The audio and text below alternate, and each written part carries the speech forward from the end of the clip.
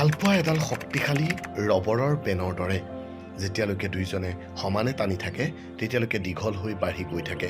কিন্তু যদি এজনে হঠাৎ এৰি দিয়ে তেতিয়া আনজনক বৰ জোৰেৰে আঘাত কৰে।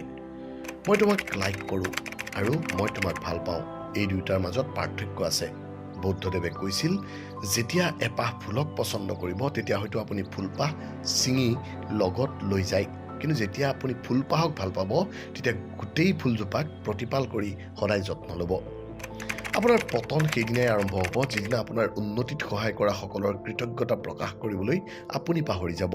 কেতিয়াও নাপাহৰিব আপোনাৰ সফলতাৰ আঁৰৰ লোকসকলক। যোগ্যতাহীন লোকক কেতিয়াও মূল আসনত নবহুৱাব।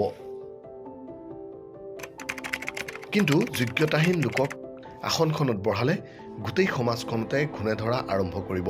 চকুৱে পৃথিৱীৰ সকলো বস্তুকে দেখা পায়, কিন্তু যদি কেনেবাকৈ চকুত কিবা সোমায় তেতিয়া একোৱেই দেখা নাপায়। ঠিক একেদৰে মানুহেও আন মানুহৰ সকলো দোষ হঠাতে দেখা পায়, কিন্তু নিজৰ ভিতৰৰ দোষবোৰক কেতিয়াও দেখা নাপায়।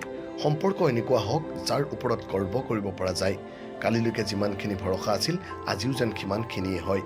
সম্পৰ্ক কেৱল সুখৰ সময়ত কাষত থকা নহয়, সম্পৰ্ক এনেকুৱা হওক যে কাষত নাথাকিলেও কাষত থকা অনুভৱ হয়।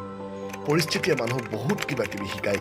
অকলে থাকিবলৈ শিকায়, অকলে আগবাঢ়িবলৈ শিকায়, নিজেই উঠি দৌৰিবলৈ শিকায়, বাস্তৱতা শিকায়, চিনাকি মুখৰ আঁৰৰ অচিনাকি মুখবোৰ চিনিবলৈ শিকায়।